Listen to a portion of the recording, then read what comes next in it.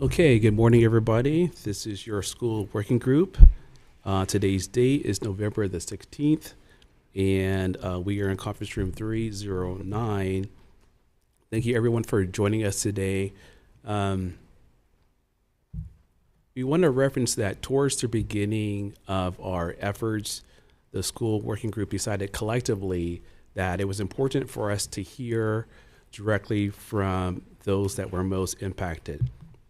And so we took a trip out to West Maui and we listened to what they had to say.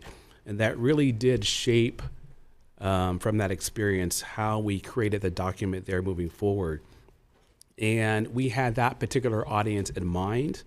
And we wanted the report to be digestible, and we wanted it to encourage feedback from the community. So hopefully we appropriately captured what the concerns were, and we welcome additional feedback based upon what we hear today.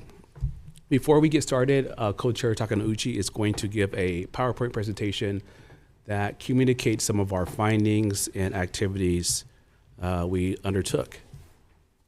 Co-Chair.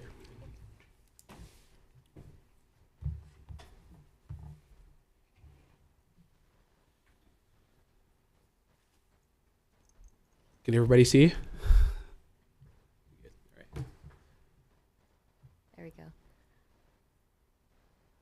Okay, and just for members in the audience and people watching, we're just going to give a really high-level overview of some of the report findings, just so everyone can reorient themselves if you're just tuning in for the first time. So this was our school's working group. Just to rebrief, we were convened to evaluate the strategies utilized to accommodate displaced students and staff to return to school and prepare recommendations for legislative action. As co-chair mentioned, in addition to consulting with Department of Education and Department of Health officials, this working group went to West Maui in September to speak with community members. So from that, we put together our draft report, which was available to the public, and we're here to get feedback on. Just quickly going over some of the findings and recommendations. Our first finding surrounded evacuation plans and the need for that for emergencies during school hours. Out of that, recommendations included assessing DOE campuses, creating individualized plans for each school, and sharing those plans with the community so that school community and a greater community would feel comfortable if evacuation plans needed to be used.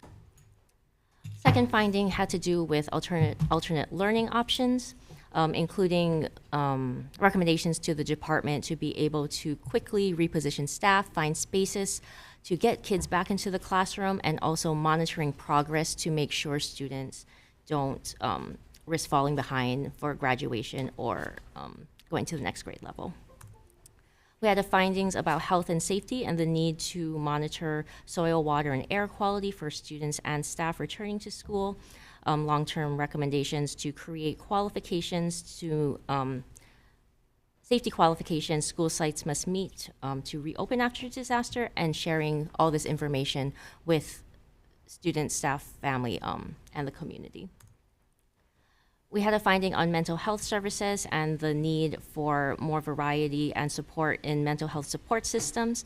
Hopefully the legislature can look at continuing to incentivize local mental health professionals to stay in community, and as we continue to build and expand the workforce pipeline of professionals here in the state. We had a finding about student athletics and some of the restrictions and potential loss of playing time under the current rules, so just asking Hawaii High School Athletics Association to kind of create rules and processes for any impacted students in this kind of situation. Looking at school facilities and building resilient schools, we had findings that many of our buildings, particularly the older structures, are not designed to withstand disaster situations. So with recommendations to first establish regulations, look at retrofitting old buildings, and making sure moving forward we build schools better, both infrastructure and landscaping wise.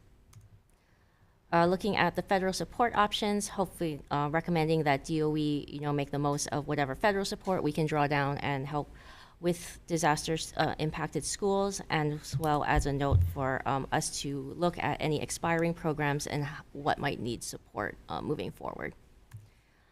And so we're here today to get public feedback on the draft report that's been available to the public.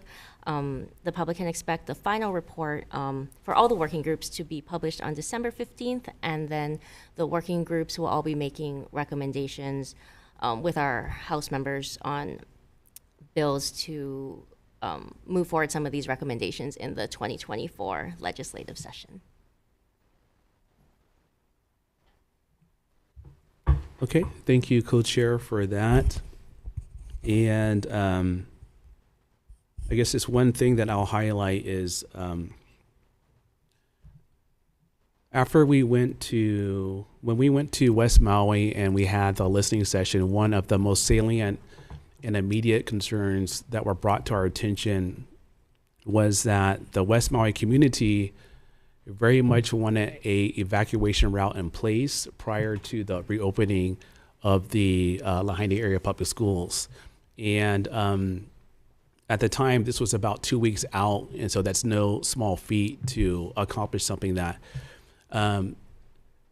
the Department of Transportation Director Ed Sniffen, immediately after the meeting, he reached out to Superintendent Hayashi, and together their teams worked collectively and collaboratively to make sure that that actually got done.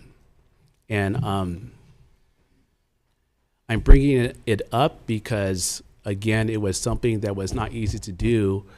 It involved government, private landowners, community working together to get that accomplished.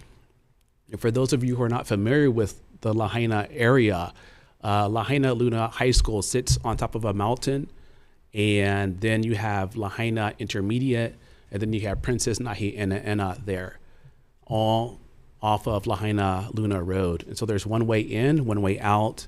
And so, of course, there was a concern that if there was another fire, that the families wanted assurance that their keiki and the teachers and other DOE personnel was able to get out of that area.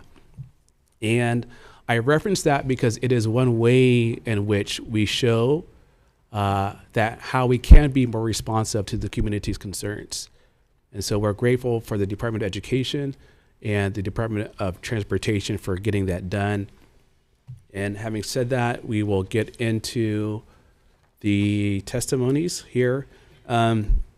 I also want to note that we only have one testifier. And so at the beginning of the occurrence, our office, and I'm sure other offices, were flooded with questions, concerns as it relates to how we were going to address the situation as a state. And now there seems to be less of a concern. So that may be an indication that the families in the West Maui community are satisfied with where we are. But that doesn't mean that we can't improve, but it's just a good indication, I think, of the current status. Okay, so first we have Deputy Superintendent Kirk Otaguro from the Department of Education here on behalf of the superintendent. Thank you for being here. Good morning, Chair, Vice Chair, and members of the committee. Kurt Otaguro, Deputy Superintendent for the department. I'm testifying on behalf of our Superintendent, Keith Hayashi, who's traveling this week. But he felt it was very important for us to be here. First, I'll just say I want to thank the committee and all of you for taking that time to go out to Maui to hear the community. It's important that we put people's feelings and thoughts and show that we're not just a government agency, but that we care. And so your efforts to reach out to the community to hear a lot of their comments and a lot of their criticisms back then was greatly appreciated. More importantly, what Chair Woodson just said, in order for the state to move forward with this disaster, which is unprecedented, it's going to take the collaboration, the open communication, and all of us as state, county, and all of our agencies to work together. And the reference to that road, the emergency access road, is a good example of even reaching out to the private sector and doing that kind of things. And so we appreciate this committee and the importance of it, because it has taught the department a lot. There have been a lot of plans that have already been in place, as you know, in our emergency action plans and emergency response teams. But this disaster has caused a lot of us to rethink how we're looking at things. And so, and as Chair Woodson said, it's always an opportunity to get better. And so our emergency action plan, which is referenced in your findings, is an active document. It's alive and well, and it continues to be updated as we speak every day. A good example would be the red flag warnings that wasn't incorporated per se in that specifically. And so now we have an opportunity to define what that means, right? Red flag day means high winds. And so there's a lot of sensitivity to high winds that if we don't know what to do about that. And it did happen in Lahaina. We had high winds, the tents were fluttering, and people wanted to know, our students as well, what to do. And so high winds of a certain degree, but it doesn't matter if it's 50 miles an hour, 40, 70, it's high winds. And so we need to put that in our, at least our procedures to communicate that. But it also has to do with humidity in the air.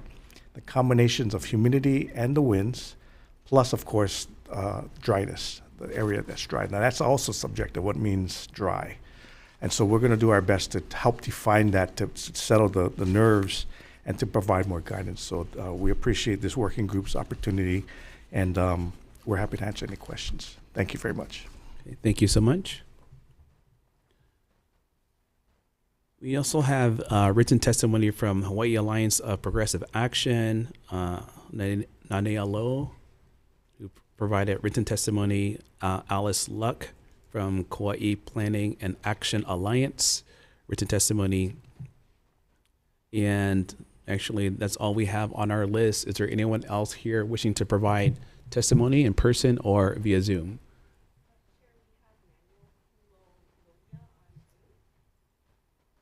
We have Emmanuel on Zoom. Please go ahead.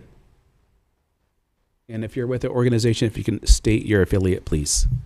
Mahalo.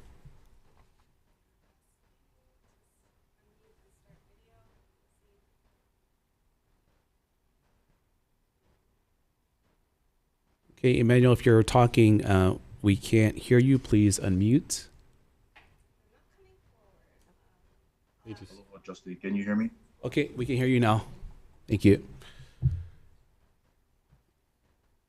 Yes, Justin, I recall testifying via Zoom when your working group was present on the island of Maui, I believe at the Kapalua location, if I'm not mistaken.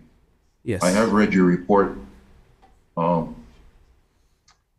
draft report of November the 1st, 2023. So, Mr. Woodson, my main concern is about on page 2, on the 3rd paragraph at the bottom. You mentioned twice about the working group recognizes that the DOE should have an operational emergency action plan in place. And at the very bottom, you mentioned again that to complement these evacuation drills, each school should also have a pre-designated evacuation site location to evacuate to in the case of an emergency. I think you would agree with me, Chairman and members, that we would expect this to have already been, never been should, it's supposed to be shall, right? These are 101 environmental safety and health kind of effects that would never be tolerated the private sector, Justin. So when the Lahaina resident said, I don't want to take my kids back to school, the mere fact it took an uproar for people to voice their concerns of egregious situation to have Director Sniffen talk to Superintendent Hayashi. We're not communicating, right? Shouldn't have to have gone to that level. So what I'm concerned, Justin, is moving forward. Nobody has answered me from the Maui Fire Department, but I want you to answer me because you're in charge of funding for the State Department of Education. As of today, Justin, is there any public school on Maui, on Oahu, in Hawaii, that doesn't have an emergency alarm system that works?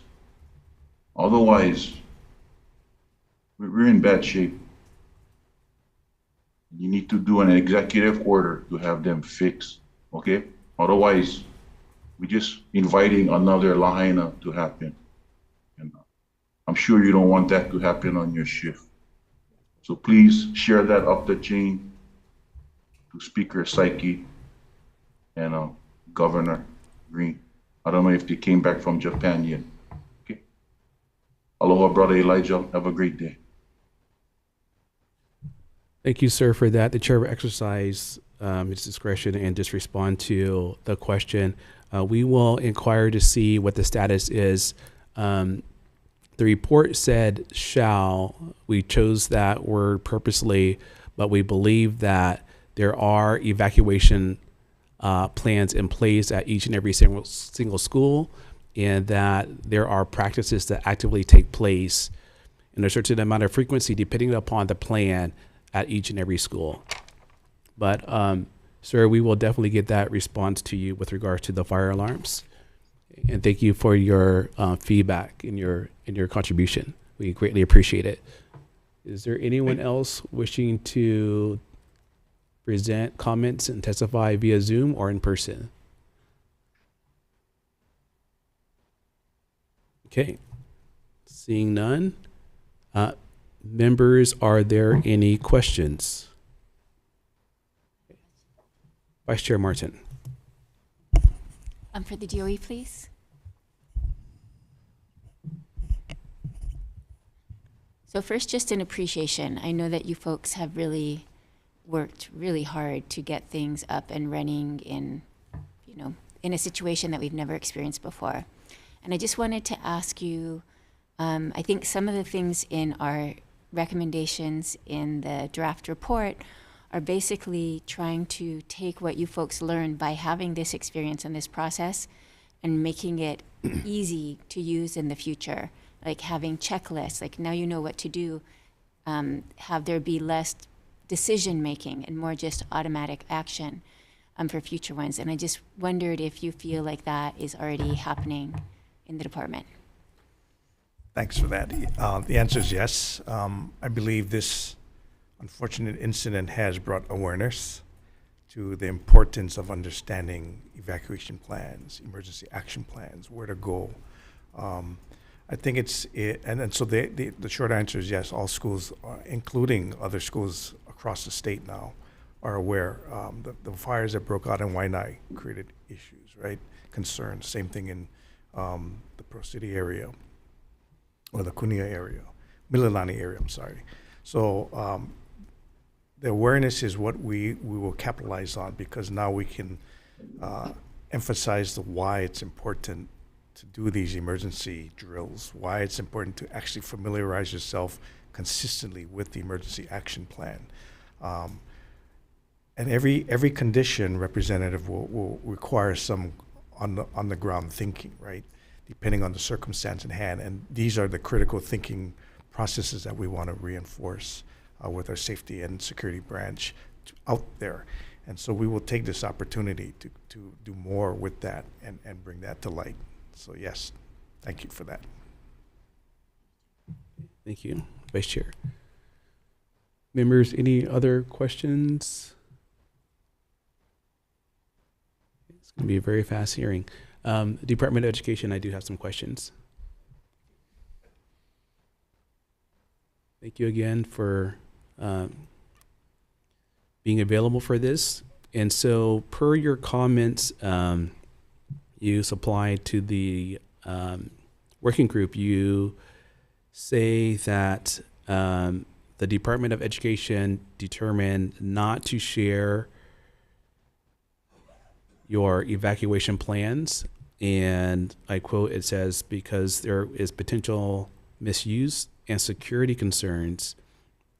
And so it's clearly understandable as to why you would not disclose what a particular school does, like in the case of like an active shooter situation or similar types of those sequences.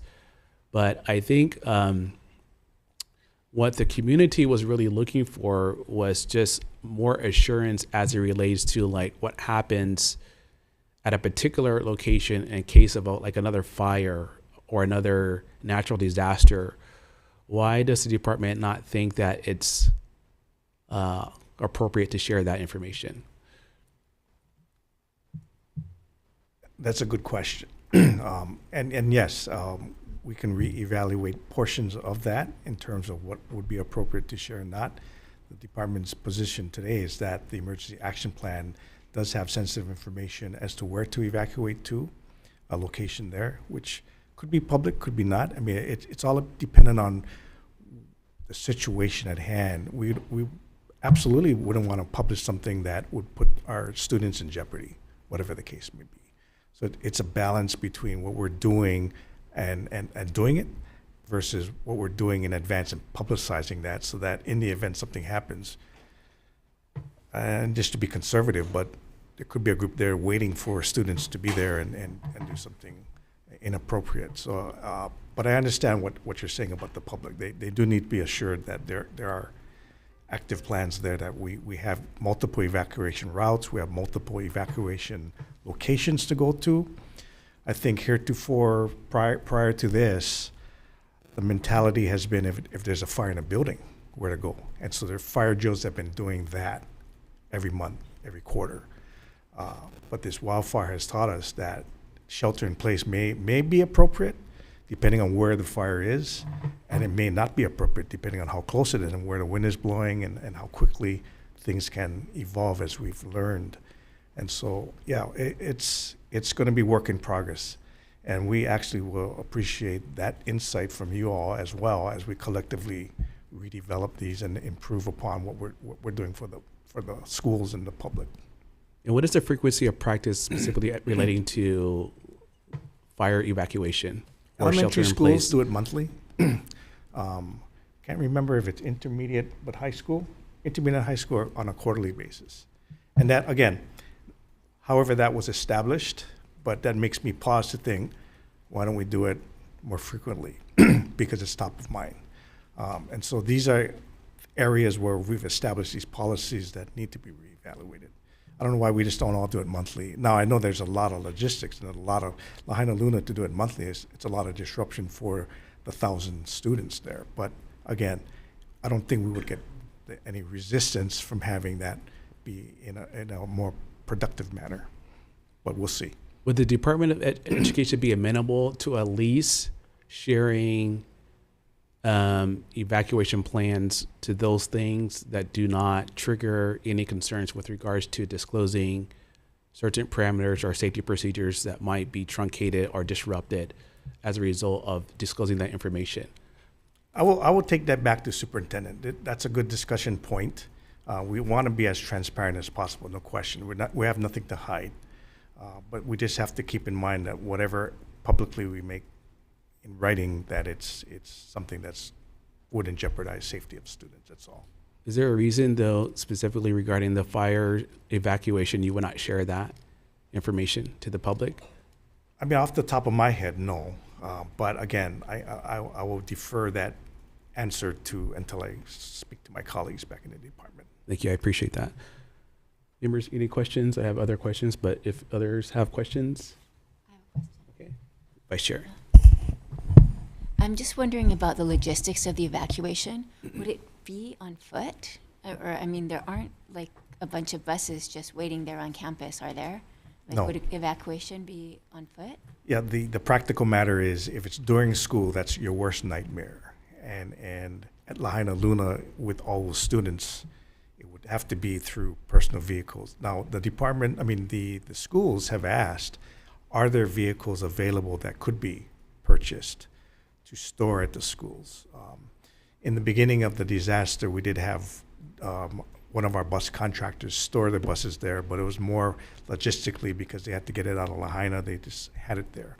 But that provided some convenience, but then you got to get the driver there. So it's a active discussion as to how we want to have vehicles on premise that could possibly move. But again, it's a numbers game, and it wouldn't be practical to have all these buses sitting there just in case. So it would be personal vehicles at that stage, which is what happened for the Lahaina Luna dormitories.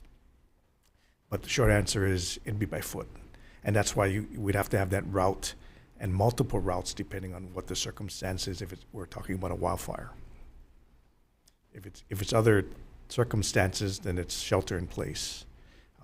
If there's air quality issues or concerns. So yeah, every disaster will be different. And so the department is tasked with doing many different things. We appreciate all that you do, but when you say that evacuation is reliant on personal vehicles already, that concerns me as a parent. And so I imagine other community members hearing that have concerns. I would have expected that there's some coordination between transportation, the bus service, and the DOE to help get kids out. And then as a contingency, if you need to maybe rely on alternate transportation mechanisms. That's correct. So on the Big Island, and as an example, when we had the lava flow issue, there was advanced planning, and so decisions were made upfront to evacuate. And so in those cases, we can absolutely contract and notify bus companies to move students out. What I was referring to is if it's something like what happened in Maui, there's no time to get that coordination going. So that's what I mean. If we know way in advance and I know we're going to start to make decisions in advance of something, the answer is yes, we can contract, the bus companies are available, and as long as it's safe for them to transport out, we can get them there. There are buses. Unfortunately, one of our bus contractors on Maui is GTI, and their base yard was in Lahaina, and unfortunately they lost their base yard. So availability of buses there in that town, that community, we'll have to check. So right now they're bringing in from Kihei or Kahului. Yeah, I mean, you folks have a great team in place, but you don't have to figure this all out yourself. And so I think this conversation illustrates how having that public discussion can yield a better potential solution. Yes. Regarding, just sharing those evacuation plans. Yes, and I'll just make that statement again that together we need to solve this. We don't have all the answers, obviously. We don't have all, we just look forward to open discussions, and that's what we really appreciate. Thank you for that. The department was very thoughtful in incorporating air monitors throughout the Lahaina public school campuses. My question is obviously surrounding, what is a plan in place if in fact those air monitors indicate the air is safe to not safe, and we understand that there might be some oscillations to where the monitors transition from green to indicating some particulates in the air, although not at a harmful level. But if there's a situation to where instruction cannot take place because for a sustained period of time, the air is deemed not safe, what is the department's plan as it specifically relates to the Lahaina area public schools? Thank you for that question. First, I want to thank our partners at Department of Health. They've been fabulous to help us define those things. In the emergency action plan, there have been charts that define through EPA's guidance as to the different levels and the readings and all that. But that was, at the time, it was designed more for wildfires and that sort. So we've modified that now to incorporate toxins and things of that nature. So we have very specific guidance now that we will continue to have to educate and re-educate all of our schools how to read that and what actions to take. Now that's a difficult answer to provide to them because we're monitoring the Lahaina schools actively, daily, hourly, and in certain circumstances, one monitor will pop up above in the yellow or orange, but just one. So what does that tell us? It tells us that something's happening in that specific area. And as a result, we don't have the mechanism in place to right now, but we're working on something to determine, okay, what's going on. What happened to be groundskeepers by the air monitor creating a lot of dust. So in that case, the monitor said it's dusty. There's particulates in the air, which showed up on the online and raised it above the normal levels. But it was just dust. So in those circumstances, we need to get on top of that and make sure that nobody else is getting alarmed over that. Now, if we have to work with Department of Health as to if we start to see a community have the indications that the reading is going up into the yellow, then obviously as we see it going up, we can take action, as I said. If it just pops just like that, that's going to be a different story. The immediate would be shelter in place. We have air filters, HEPA filters. We don't, unfortunately, all the classrooms are not air conditioned at this point. But we feel that it's sound, it's good within the classrooms to be. You said shelter all in the place. classes do not have what? I'm sorry. Air conditioning, AC. Okay. Yeah, at this point. Mhm. So the immediate would be shelter in place. And so you just said that there's a situation to where dust was kicked up and that triggered the monitors, and you also indicated that you're recalibrating the sensitivity of the monitors to make No. sure they're picking up other types of materials that are What we're trying hazardous? to do is capture information so that we know kind of like what's going on, specific for Lahaina. We can't do an entire state right now, but for Lahaina, if there's going to be an activity happening, planned activity, then at least we're aware of it, and we're trying to figure out how we can do that online and capture this information more readily. So it's work in progress. How you and I might react to a yellow circumstance depending on our health conditions also factor in, right? If I'm asthmatic, we may have a different reaction to this. So it is work in progress. It's not an exact science. It's to tell everybody, here's the rules. When it turns to yellow, go here. It depends. And really, it goes well into the orange, but when we get to red, when you get to a 300 level, then that is concerning. So we know at some point it is bad. It's that gray area between that, from green, that needs to be determined and defined better. Are the monitors sensitive enough to distinguish between non-harmful dust or material? My understanding is no. It just knows that there's particulates in the air, and that would trigger a further investigation with Department of Health in the Clean Air Branch. And how would DOH then ascertain if the material in the air is harmful? And in addition to that, does the Department of Education or Health have a designated person monitoring those pieces of equipment at the various campuses? I can't answer for DOH. I'd have to find that out. But we do have a point of contact within the DOE that is a specialist in environmental safety and has been very instrumental in helping us guide through this for both the air, the water, and the soils. Is there someone though that's monitoring those that equipment regularly? Yes, he is. He is. In fact, our superintendent does. I mean, it's just a normal practice that I think I do. Now, we need to formalize that. We've done it because we're concerned. We've done it because we are also learning. But our specialist in our facilities area is monitoring it on a constant basis. And he's the one that raises these concerns. Someone will bring it up. Like one instance was the superintendent caught one of the monitors very high and asked, and then so he did some investigation, and then within an hour, it went back down. And so, again, we appreciate all those efforts, but hopefully you can coordinate. We're asking you to coordinate to make sure that there's someone monitoring that at all times, or at least in an acceptable amount of increments per minute, because the superintendent is very busy. You're very busy, and hopefully we don't want to run into a situation to where there's a trigger, and then for whatever reason it goes to very harmful for like 30 or 40 or an hour, and there's no one actually there to let the school or the campuses know.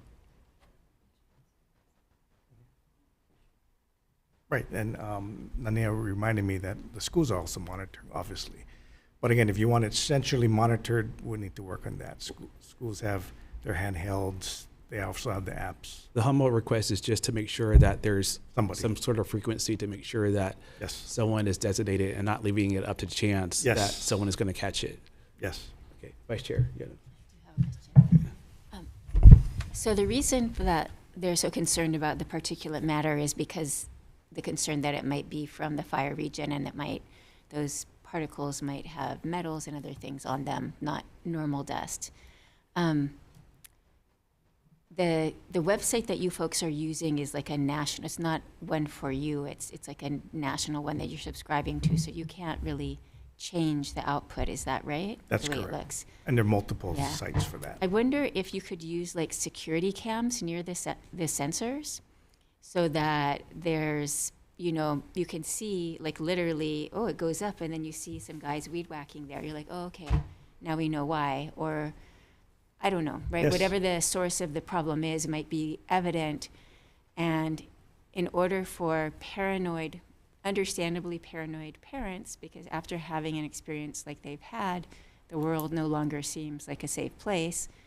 I wonder if there could be somewhere that you can control for information sharing, like the DOE website, that would be where you would post anytime there is an increase, where you post, hey, it's the guys weed whacking, or hey, it's the cooking class that, I don't know, but whatever issue it is.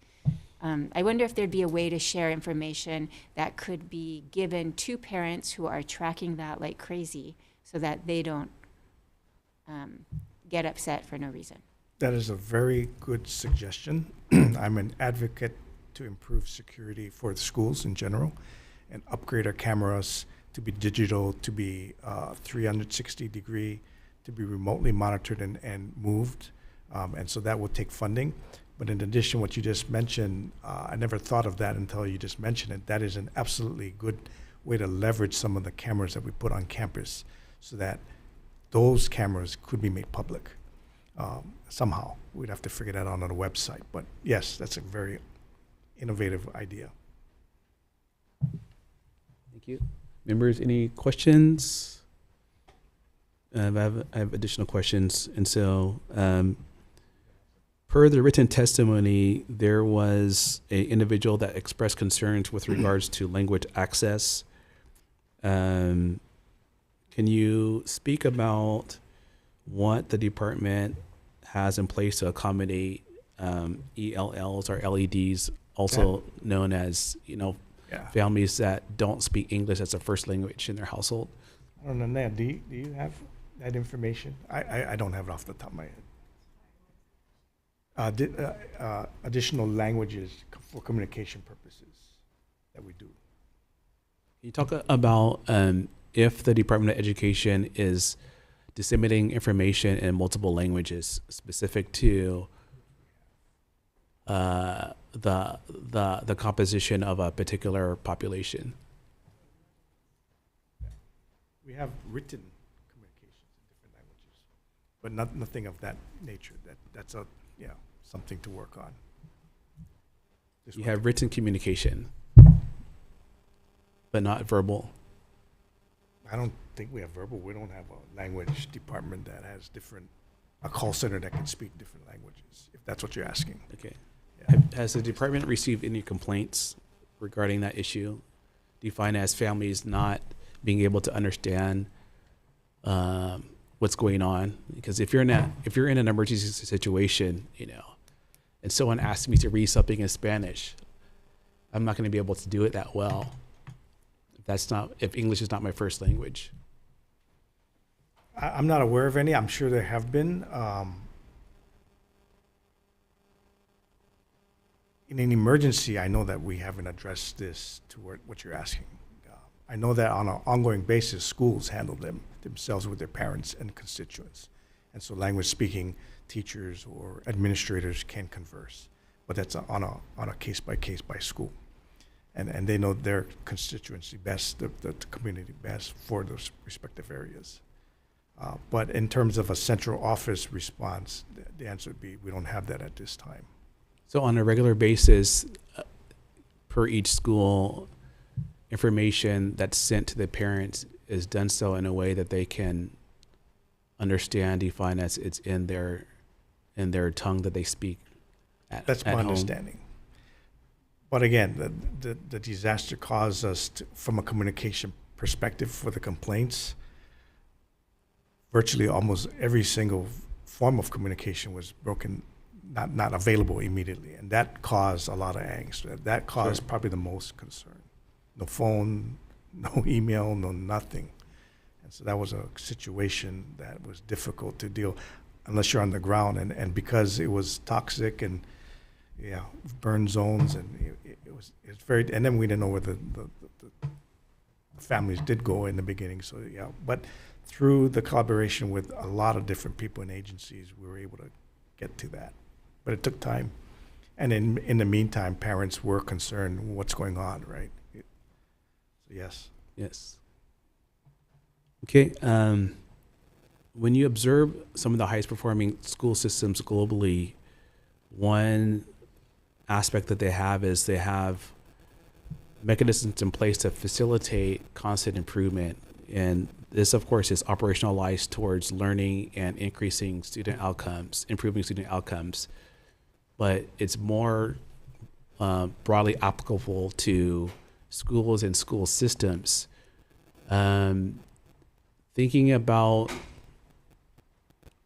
the Department of Education's thoughtful and intentional design of embedding flex space instruction classrooms on Princess Nahi'ene'ena Campus Elementary School to accommodate the increased capacity needs for Kamehameha 3, because that school is temporarily being housed in that location while the new temporary permanent school is being constructed and completed. What are some of the mechanisms in place internally within the central office or at the school location that helps address those types of needs? And if you can kind of articulate what were some of the challenges that arise from that activity that were not anticipated? The department had a centralized distance learning location. The challenge in Maui was obviously passing through the burn zone to get there, to physically even get there if the families lost their cars. So what we found is a situation where we had to go to where they were at. And in this case, in the Maui disaster, it was in West Maui. And we know that in West Maui, we have no facilities currently there. And that's why King Kamehameha III was located in Lahaina, although it served the students in West Maui. And so quickly, Deputy Armstrong and Deputy Chun negotiated to find a location. And it was difficult. It was very difficult. Hotels would be obvious, but that wasn't to be had for whatever reasons. But two churches were able to step up and allow us to use that space, which was very appreciated by the community since we had hundreds of kids there. Now that created logistical challenges. How are you going to feed them? Churches are not made for pick up and drop off of hundreds of kids. And so we've learned from that. So we were able to cope and deal with something on a very immediate basis. On a permanent basis, though, we'd have to rethink what we want to do there. Now, at the challenge, again, in Maui was, as you know, parents that did not want to send their students to Lahaina, back to Lahaina for their reasons, created that challenge, because we do have, when the schools did open, we still had parents that had major concerns. And so that's another issue that we need to address. Hopefully, if and when the temporary school is built, that will alleviate that, so that at least from a physical location standpoint, they don't need to drive as far. And it's away from the burn zone. But that's months to come. So You're saying that they don't need to drive far is because most of the population actually lives closer on that side. Yes, King Kamehameha III Elementary serviced most of the families in that West Maui area, from Kaanapali, Napili, Kahana, Kapalua. It's Nahia Ena that serviced the community in Lahaina. And so it was just an opposite. So we had parents and families that had their homes but did not have a school to go to. And it's the opposite in Lahaina. Okay, thank you. Members, any questions? Okay, if there are no questions, I have one last question. Actually, our office is not hearing anything, but I'm wondering for the department, I apologize. One last question. Are there any additional concerns that your central office is hearing or you're hearing from the schools that we're not aware of? Let's go ahead. Dr. Chung, if you want to. I have my colleague here. Perfect. Okay. Good morning, Tammy Chen, Deputy Superintendent. Apologize, I was on call with FEMA. We do know that there continues to be a lot of housing insecurity among not only our students but also the employees of the schools, and so this is an ongoing concern. Employees, just talk about the employees for a moment. We just did a survey, and of those who chose to respond, 84 employees said that they have housing insecurity. And so it is, as lots of time, when we talk with principals, they will often say families and employees are making decisions every day about what to do for their future. Should we stay? Do we need to go? And that is creating instability in the workforce as well. So that is a concern for the immediate week to week. If an employee makes a change in their decision about where to live, they end up leaving employment at the school, and that's disruptive. In addition, there's concerns about long-term. Like with all of Lahaina, this is an issue for all of Lahaina, not just for the schools, but at schools, what we have concerns about is what's going to happen in the long run in terms of both staffing and student enrollments. As Deputy Otagora had said earlier, where students lived, that Princess Nahiana Ena students had more of the students lived in the area where homes were lost. So when we mapped the student addresses against what's being referred to as the burn zone, we saw, I want to say it's something on the order of 60% of students at Princess Nahiana Ena lived in that area, and 38% for King Kamehameha III. I think across the entire, all four schools, it was just under 50% had an address that was in the area that was considered in the burn zone. I know more than just those who were in the burn zone had disruptions in their housing, but specifically when we look at the mapping, that's what we saw. If you'd like the specific numbers, I can give it to you. But I just wanted to say those issues about housing and food insecurity are community-wide, I know, but are evident in the schools.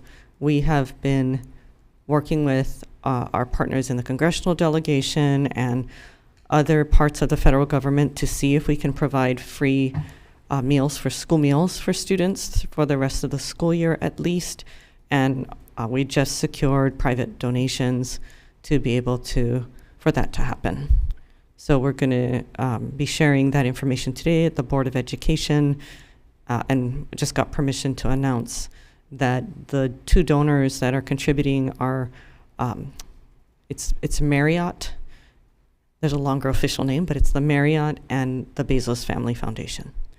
So at least and family and school personnel and families have been really relieved, I think, to know that there's going to be consistent food without having to worry about both how to pay for it or how the transaction's going to happen for students, and that's just something that's going to be taken care of for this year.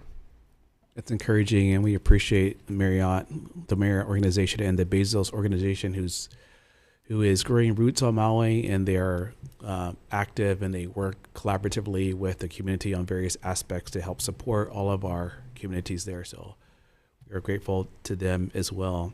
And so per that food program, when you say that the Department of Education is going to be providing additional support, do you mean like breakfast, dinner, or what do you mean specifically? Sure. So it's I'm going to tell you the official name. It's the Bezos Family Foundation and the J. Willard and Alice S. Marriott Foundation. They are funding the school meals, so it's the regular school breakfast and lunch meals for the remainder of the year. So it means that every student can participate without cost in the meal program. As you might know, some students, based on their situation, were going to have federally subsidized and state subsidized meals if they were participating in the free and reduced lunch program, or they were considered eligible for the McKinney-Vento program. But this particular these contributions will allow us to cover all students, irrespective of their status. Perfect, and thank you for sharing that other information. Housing security obviously is outside of your scope, and so, but that is most certainly front of mind on Maui, and something that we're going to have to work together on. Members, any other questions? Okay, so we are going to conclude, but wanted to give members the opportunity to share any last thoughts or comments. Anyone? Representative Parrott. Thank you, Justin. I appreciate this opportunity to share. Excuse me, Chair Woodson. So we went to Maui and we listened to the community, and some of the community's input didn't make it in this report. So this is a committee meeting or working group meeting listening to the feedback on that report. So it should be made known that this report isn't fully capturing all of the input we received from Maui. So I just want to echo some of that feedback that we received in Maui. Some people mentioned that they wanted school choice. This includes principal of Sacred Hearts West Maui. Her name is Tonato Loriso. Representative, if you can just encapsulate what you're trying to get to, please don't share names, even if they've given you permission to do so. They gave their name on Zoom when we were there, okay, and it's also on YouTube now. Please just try to encapsulate what you're communicating. There are 1, 2, 3, 4 people that wanted school choice in West Maui. Regarding localized school boards, there are one person that mentioned that.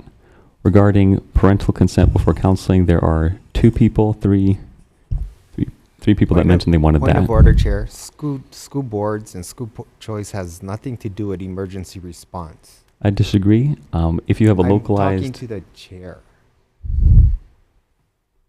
Okay. Thank you, Representative. Go ahead, Rep. Parrott, continue.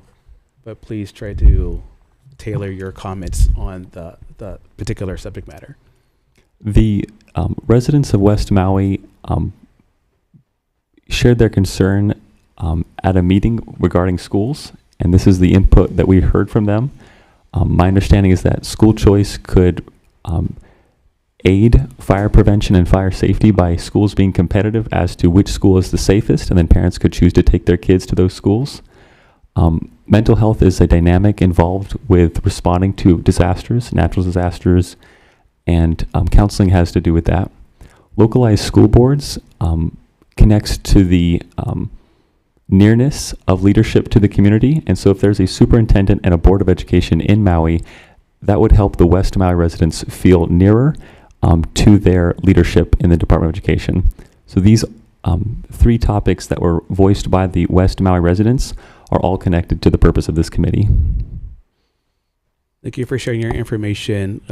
As we discussed in the working group, everything did not make it into the report. That's the nature of a legislative process. but we'll take your words under advisement. Okay. Anyone else? Okay, seeing none, I want to thank everyone for their participation. We will further potentially massage the report and have that out to the public by the conclusion of this year. Thank you.